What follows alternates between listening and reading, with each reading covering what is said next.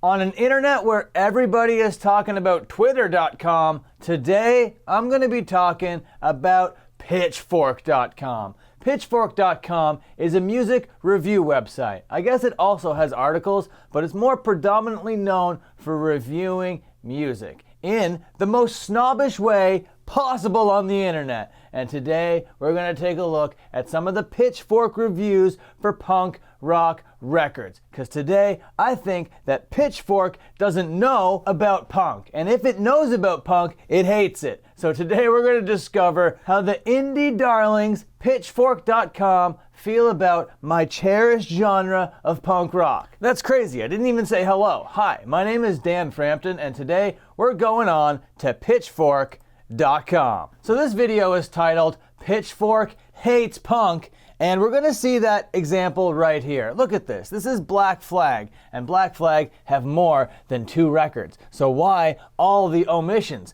Do you hate punk rock? I think you do, Pitchfork.com. Let's take a look at this damage review. If this is anything lower than an 8, you absolutely can't stand punk rock music. Okay, yeah, damaged at a 9.2, that's okay, but that's not what we're here for. We're here for the hatred. You could not have given What The a good rating. 4.9, are you serious? That is way too high for this record. Have you heard this thing? I think this thing is bad on purpose to piss all over the Black Flag legacy, because it comes out 28 years after they put out their last, most iconic record, and it's done with that Ron Reyes guy, not Henry Rollins, the guy that everybody associates with Black Flag, but Ron Reyes, the guy that they had before Henry Rollins, the guy that they replaced. It has the worst cover. It has the worst songs. So for you, Pitchfork.com, to give Black Flag What The a 4.9 is disgraceful. Next band. Okay, let's go with Green Day, because Green Day is one of those mainstream bands that people still call punk rock bands, even though they haven't been punk in a long time. But anyway, that's a tangent. Father of All Motherfuckers is one of the worst records I have ever heard, let alone a part of the Green Day discography. So what did they give Father of All? 6.7? You gotta be shitting me. The pop-punk stalwarts resist political commentary in lieu of making the most convincingly carefree Green Day record of the new millennium. Oh my God. That's an extremely positive thing to be saying about this record. This thing was awful. All the songs sound like anthems that you would hear at like a 13-year-old's like softball game or whatever. Totally shit. Okay, let's search up Nofx really quick, and we're gonna see none of their records except for Wolves in Wolves Clothing, which is not the record you think of when you think of Nofx. We gotta see some S&M Airlines. We gotta see some Heavy Petting Zoo. We wanna see some of that stuff on here. We wanna see those records reviewed, but we're getting not that. We're getting Wolves in Wolves Clothing. I'm not even sure if I've heard that record. So all of those omissions are so disrespectful. But what did you give Wolves in Wolves Clothing? That's 6.7.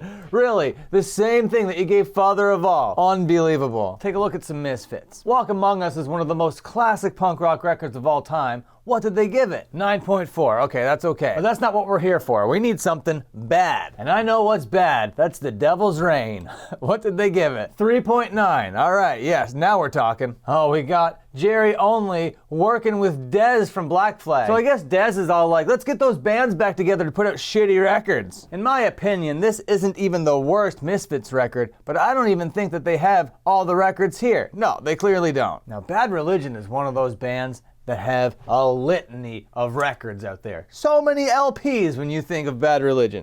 You got Suffer, No Control, etc. None of those are landing on here. Instead, we get The Empire Strikes First, which is the worst album name that I've ever heard. And then The Process of Belief, which you gave a meager 5.1. They're going into this record, they're going into this review looking to hate it. Just let me read the first bit here. I know what you expect from this review, and you should be ashamed of yourself. None of you readers are actually sitting here thinking, I wonder if the new Bad Religion album is worth buying. I'll see what Pitchfork has to say about it. Of course not. You're all a bunch of sharks circling around a freshly thrown bucket of chum. You want to see blood. You want to see gore. You want to see your friendly neighborhood elitist thoroughly skewering a band long past its prime. And you couldn't have described their reader base or their journalists more accurately. The self-awareness is hilarious. You're out here being like, I am a snob, I am elitist, I know I'm on Pitchfork, that's what we do. We don't care about punk rock or the legends. You want us to piss all over this band because this band should have quit a long time ago and they're not one of our cool new Bell and Sebastians.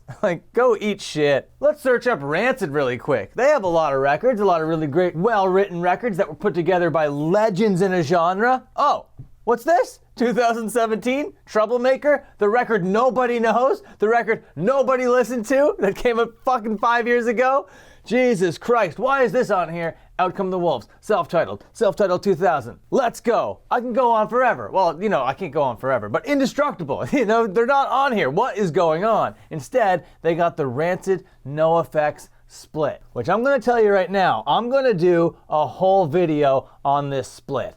I adore this split. But you know who doesn't adore this split? Pitchfork.com. They give it a 4.4. And in my opinion, this thing is like a 9.9. I absolutely revere this record. This thing came out in 2002, and it was the split that educated me on what a split actually was. And I didn't know at the time that what they did on this split was unique and cool. Because what they did was Rancid and NoFX covered each other's songs. And I loved Rancid and I loved NoFX back then, and to hear them play each other's songs was just the coolest thing in the world. And then upon revisiting this thing all these years later, I realized that it's still amazing and holds up. I went through this review and he's just throwing shade through the whole thing. Obviously, it's a 4.4 on Pitchfork. I don't recommend reading this review, but I do recommend listening to this record. It's not on Spotify, but there is a playlist on Spotify of the original. So what you can do is you can compare and contrast from like a YouTube upload of this record and the Spotify. Tell me which songs you like better. Next record, Pitchfork. Why do you hate us? I know that this is Blink-182 and they write pop songs for preteen girls, but nevertheless, they put out way more records than Enema of the State and 9. Oh, and also California. These 3 records here. I didn't even see California there, because that's just like a totally forgotten about piece of media. But what did you give Enema of the State, I wonder? 7.5. I guess so. I would give that thing at the minimum an 8. California. Come on, scathing. 5.5, you're being real nice. You're being kind of generous. And really, I expect more snobbishness and more elitism. But as we'll see later, it shows itself in different ways. This is what comes up when you search the Ramones. I just want to show you that real quick. Man, they do not care about punk rock music. Let's just click on them as an artist and see if they even have punk as a genre. What genre are the Ramones? Rock. That's what I thought.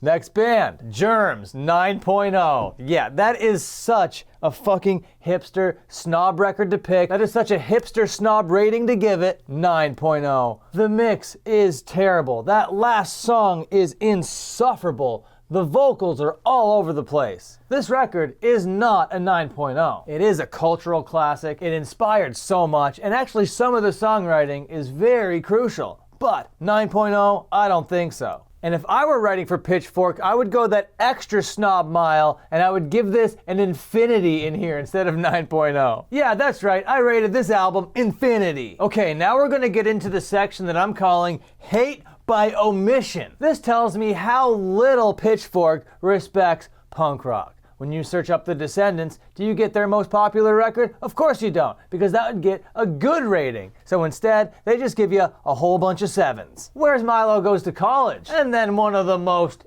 influential hardcore punk bands of the 80s and of all time, we're talking about Bad Brains. And if you're looking at these records here and you're like, well, there's one that's clearly missing. That yellow one, that self-titled one that's really, really famous, where's that one? Yeah, exactly. Where is that one, Pitchfork? You're too afraid to give these records good ratings like you did Damaged, okay? Because 9.2 on Black Flag's Damaged, I can give you that. Oh, you want to know about Gilman Street Superstars Operation Ivy? Too bad. Oh, how's about Lagwagon, those skate punkers? Too bad. Comeback Kid? No, they've been going for decades, but not gonna find a review here. Oh, you know what I'm in the mood to listen to though? How about a little bit of AFI? Oh, just the one record you say? Just the one AFI record? That's funny. You know, they're all the 90s, all the 2000s, all the 2010s. And this is what you have for AFI. Absolutely crazy. And 5.0 didn't even care enough to get off the fence with it. God damn. The disrespect is palpable. And then I thought this would be fun because these aren't really punk rock bands, but bands that, you know that they think they're better than. They're not going to be reviewing Simple Plan anytime soon. Sum 41, I don't think so. Not on Pitchfork. How's about Fall Out Boy? Not here on Pitchfork. No way. No siree Bob. Oh, but they do have Jimmy Eat World. That's cool. Clarity, you know, everyone loves Clarity. They probably gave that an 8.6, of course. Bleed American. Let's see what they gave Bleed American. 3.5. The headline here is, are you a 15-year-old TRL addict looking to step up from Sum 41 in American Hi-Fi? Oh my God, 15-year-old TRL addict? That sentence does not ring true in 2022. And I'll just tell you right now, this record still holds up. This is not a 3.5. That's bullshit. And here's another example of why I know that Pitchfork hates punk rock.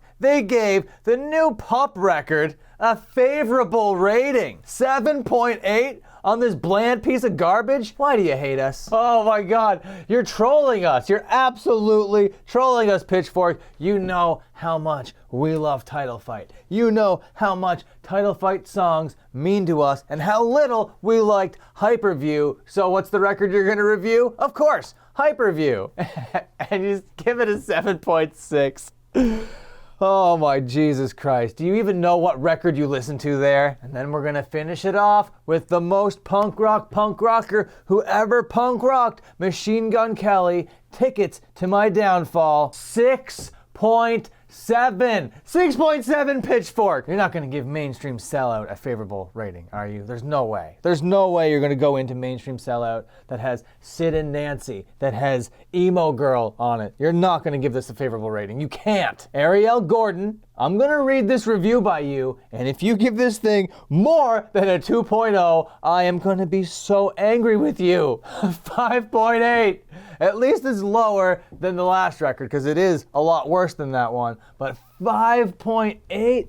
No, this thing is an embarrassment. This thing is the thing that pisses all over the genre. This thing is the thing that exploits an entire culture and just sells it to a mainstream audience, and they think that they're being so cute by calling it Mainstream Sellout. But in the meanwhile, Pitchfork is actually all that, which I don't understand. It starts off, the infant terrible of pop punk revival wades deeper into the genre, coming back with even less than before. But 5.8 is still, it means you're calling it mid. You're calling it, well, okay, meh, you know? But it's actually bad. It's actually damaging. It almost gets a negative number. Why isn't this a negative integer up here? This is an awful record. Machine Gun Kelly hates us. Ariel Gordon of Pitchfork hates us. All of Pitchfork has always hated us. Why did you leave out so many records? And the records that you did listen to and the records that you did review were the snobbiest of the snob punk rock. I didn't even look. Did you do The Shape of Punk to Come? Yep, you certainly did.